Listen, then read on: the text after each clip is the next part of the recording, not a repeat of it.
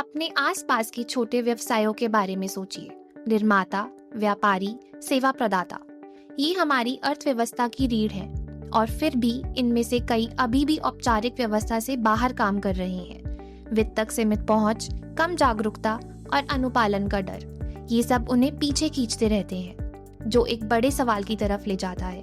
क्या चुनौती वाकई समर्थन की कमी है या फिर नीति और जमीनी हकीकत के बीच का अंतर है?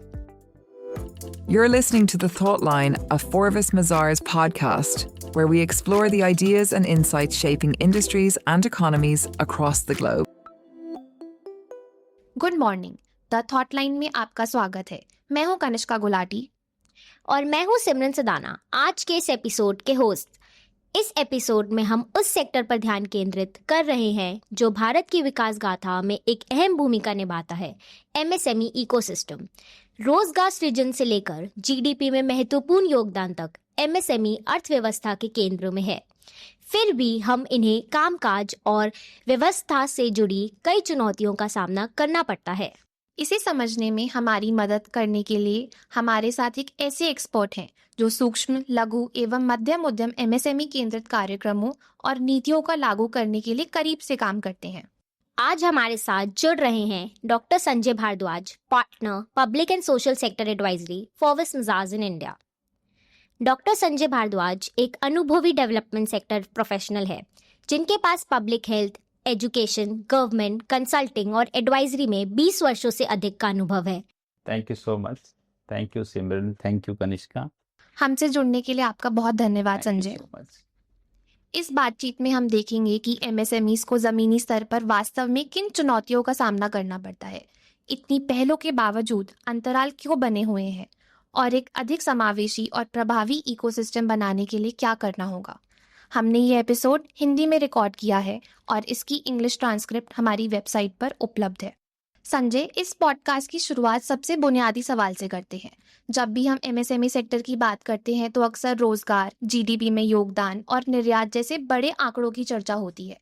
लेकिन अगर हम जमीनी स्तर पर देखें तो आज इकाइयों को सबसे बड़ी चुनौती कहाँ महसूस हो रही है?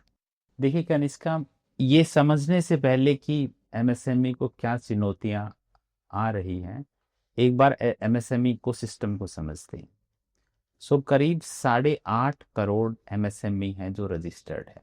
जो माइक्रो और स्मॉल हैं वो नंबर ज्यादा है, 99% माइक्रो और स्मॉल है, और जो मिडल है वो बहुत छोटा नंबर है, बहुत ही सूक्ष्म नंबर है। फॉर एग्जांपल 8.5 करोड़ में से जो माइक्रो हैं वो करीब 8.5 करोड़ के आसपास ही, लगभग 5 लाख और 41,000 ही मिडल और स्मॉल है। माइक्रो का नंबर बहुत बड़ा है। माइक्रो मीन्स बहुत छोटी, बहुत ही सूक्ष्म।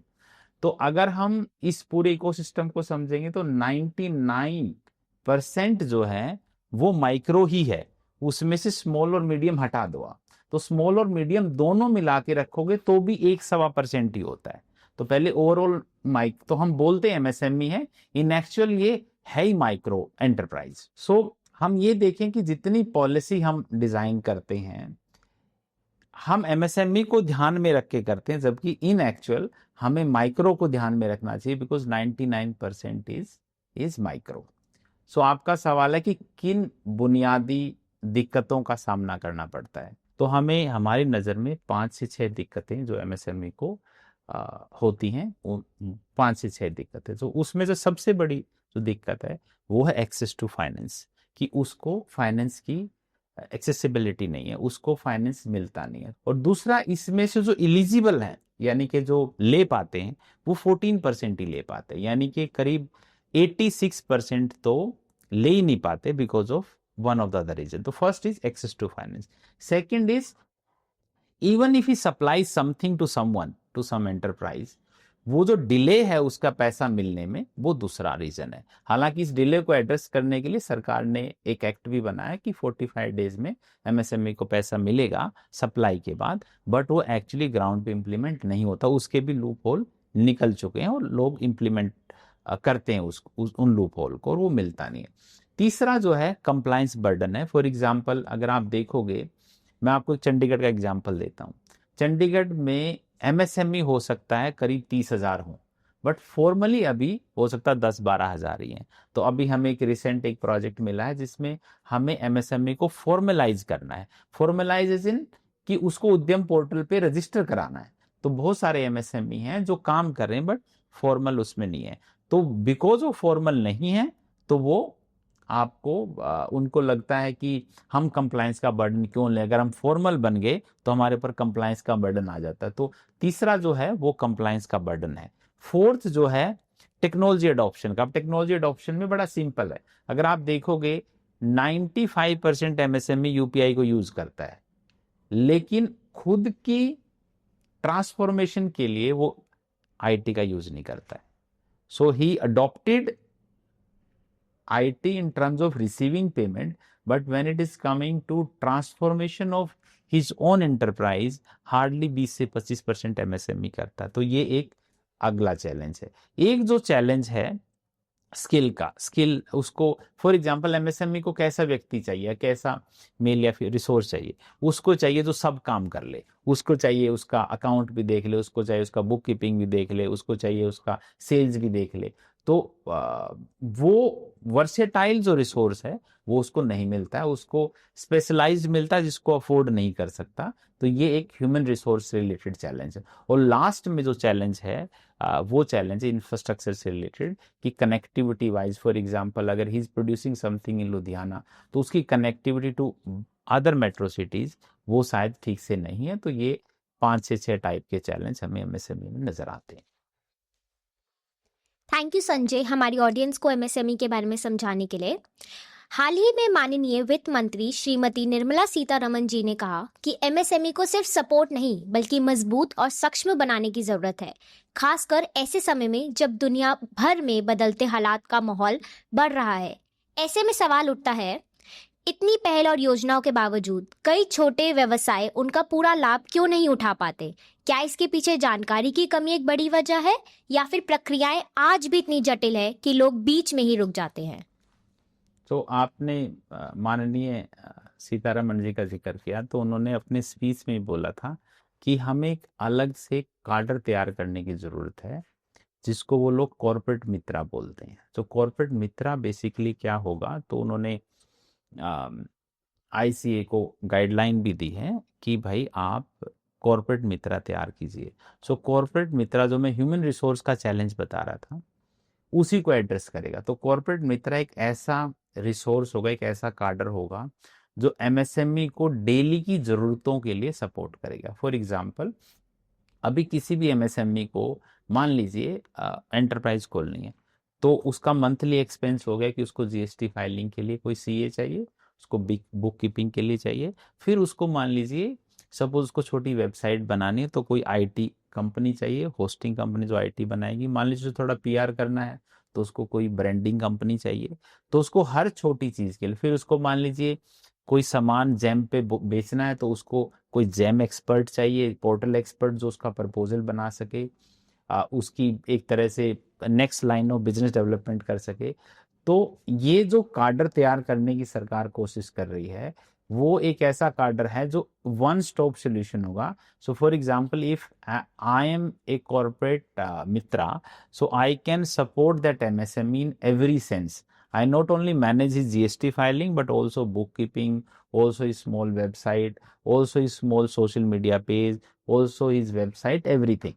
सो सरकार भी इस चीज का संज्ञान ले रही है कि ये इंडिविजुअल एक्सपर्ट को अफोर्ड नहीं कर सकता और इंडिविजुअल कंपनीज को अफोर्ड नहीं कर सकता। इसके लिए अलग एक काडर तैयार करने की जरूरत है। तो सरकार भी इस पे ध्यान दे रही है। तो आपका जो सवाल है कि इसको इन चीजों का पता है कि नहीं, अवेयरनेस है कि नहीं, नेचुरली जैसे मैंने अपने पहले जवाब में एक्सप्लेन करने की कोशिश करी थी कि कोई भी एमएसएमई अगर बिल रेज कर देता है तो उसको 45 डेज में उसका पैसा मिलना चाहिए। ये बड़ा सिंपल रूल है, भारत सरकार ने रूल बनाया, बट उस रूल की अवेयरनेस है कि नहीं है वो बड़ा जरूरी। हो सकता है उसको नहीं हो सकता है कॉर्पोरेट को पता हो कि मुझे एमएसएमई पे करना है, तो हो सकता है वो नहीं पे कर रहा हो। तो अवेयरनेस एक बहुत बड़ा चैलेंज है कि उनको अपने जो एक्ट हैं, रूल्स हैं, उनके बारे में जानकारी। दूसरी जो चीज है, अगर आप देखोगे करीब 8.5 करोड़ एमएसएमई है।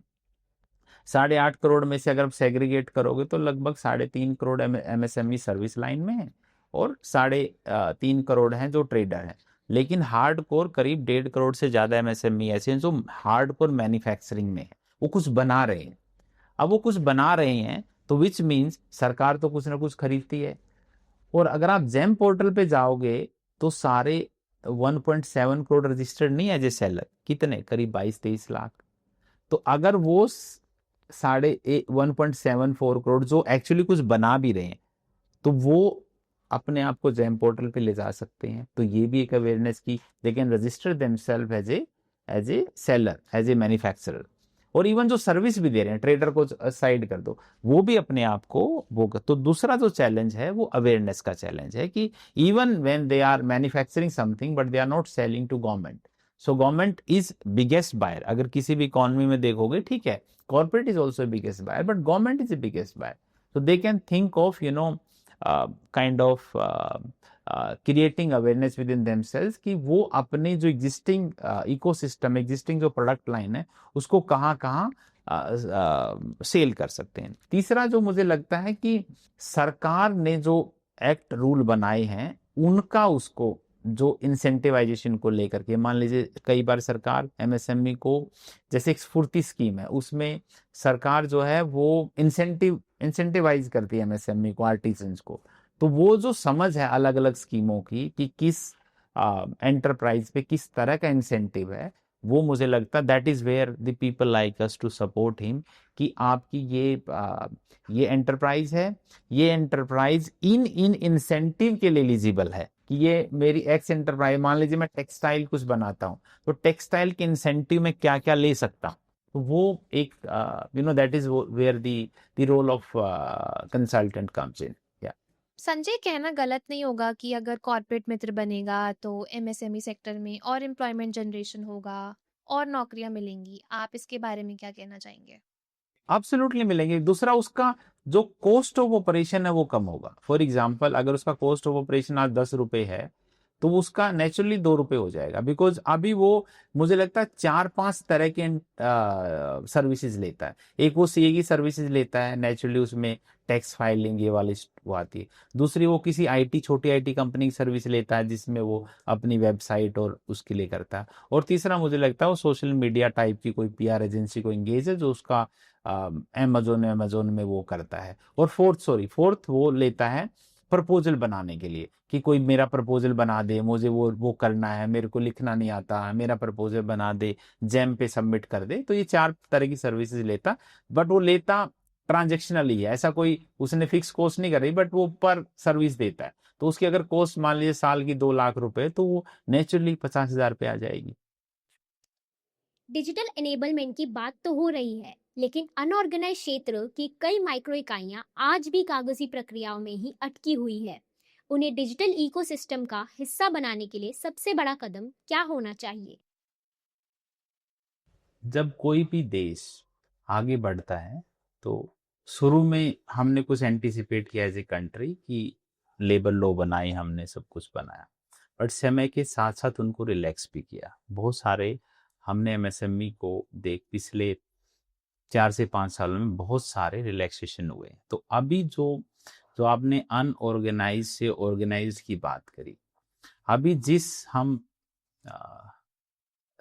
जंक्शन पे खड़े हैं इस पे आज हमारे पास सिर्फ 8.5 करोड़ फॉर्मल MSME रजिस्टर्ड है। पोटेंशियल कितना है? पोटेंशियल मुझे लगता है, may be wrong, for example मैं आपको गुजरात का एग्जांपल दूं। गुजरात स्टेट उसको लगता है कि उनके पास अकेले गुजरात के पास 7.5 लाख MSME है, अकेले गुजरात के पास। चंडीगढ़ को लगता है उनके पास अकेले छोटे से UT में कि करीब 1 लाख MSME है। तो हर स्टेट का पोटेंशियल है और ऐसे कंट्री का भी पोटेंशियल है। तो मेरे को ऐसा लगता है कि 8.5 करोड़ जो है तो रजिस्टर्ड हो चुके, बट पोटेंशियल कहीं ना कहीं 30 से 35 करोड़ का है, यानी कि 20 से 25 करोड़ जो है वो अभी इनफॉर्मल है। यानी कि आप स्ट्रीट वेंडर जो ले रहा है वो किसी न किसी रिलेटिव या खुद के नाम पे इंडिविजुअल ले रहा है।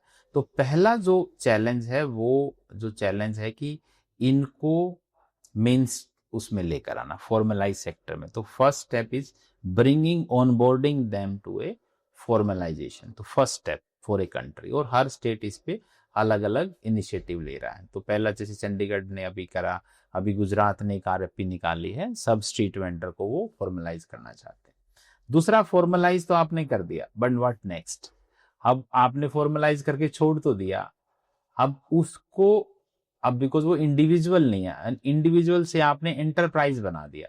अब उस एंटरप्राइज के कोई कंप्लायंस भी हो सकते हैं, कुछ चीजें।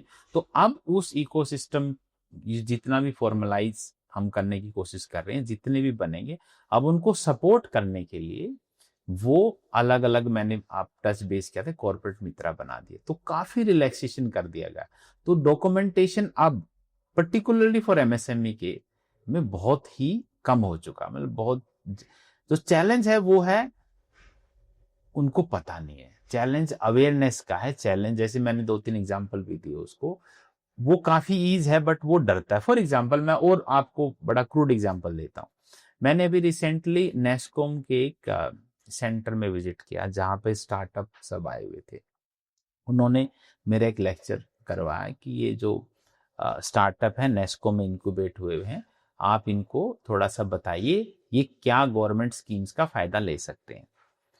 तो to my surprise, none of the startup is interested to take the incentive from government. क्यों? क्योंकि उनको लगता था सरकार से पैसा लेना इतना आसान नहीं है। तो वो क्या दिमाग में, उनके दिमाग में क्या है कि मैं प्लान बनाऊं और मैं इक्विटी लूं, बस मैं इक्विटी सेल करूं।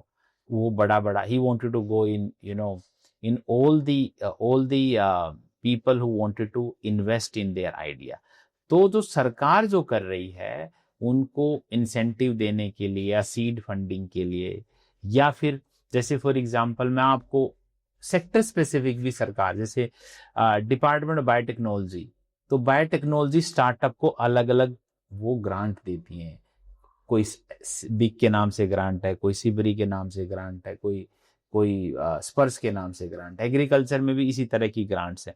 तो हर सेक्टर, हर मिनिस्ट्री अपने अपने सेक्टर में एंटरप्राइज डेवलप करने के लिए ग्रांट्स देती हैं, सीड मनी देती हैं। लेकिन अवेयरनेस के साथ डर भी है। पहली चीज तो अवेयर नहीं है, दूसरा डर है। उन्हें सरकार, मतलब no one would like to deal with government. That is the perception we need to actually erase out. हमने पूरी बातचीत में MSMEs की चुनौतियों, अपॉर्चुनिटीज और पॉलिसी सपोर्ट की बात की। इसी को 2047 से विकसित भारत के विजन से जोड़ते हुए मैं आपसे समझना चाहूंगी कि आपके हिसाब से MSME सिर्फ एम्प्लॉयमेंट जनरेटर नहीं बल्कि ग्रोथ मल्टीप्लायर कैसे बन सकते हैं? अगर आप ओवरऑल भी देखोगे ना, एग्रीकल्चर के बाद कोई लार्जेस्ट एम्प्लॉयर है तो MSME है। अगर हम भारत के कंटेक्स्ट में एग्रीकल्चर सेक्टर को छोड़ करके जो लार्जेस्ट एम्प्लॉयर है वो MSME है। अभी इस समय करीब 30% प्लस GDP में कंट्रीब्यूट करता है फ्रॉम दी डिफरेंट जो मैन्युफैक्चरिंग करता है। अब विकसित भारत में कंट्रीब्यूशन ये मेंटेन रहे या इससे आगे बढ़े, तो देखो आप, ये अगर हम ओवरऑल GDP, तो पहले हम पूरी ही GDP एग्रीकल्चर पे डिपेंड थी। अगर हम हरित क्रांति 1960s की बात करें तो पूरी GDP 60s के बाद इंडस्ट्री में बढ़ी, और 90s के बाद जब ये लॉज आए तो हम सर्विस सेक्टर की ओर बढ़ने लगे। दैट इज हाउ अभी ये शिफ्ट हुआ है। तो हमें क्या सोचना है विकसित भारत के पॉइंट ऑफ व्यू से? पहली चीज तो हमें हर व्यक्ति को एंटरप्रेन्योर तो बनाना ही बनाना, उसमें तो कोई, बिकॉज हम ये जो वेज एम्प्लॉयमेंट में तो शायद लंबे नहीं चल पाए।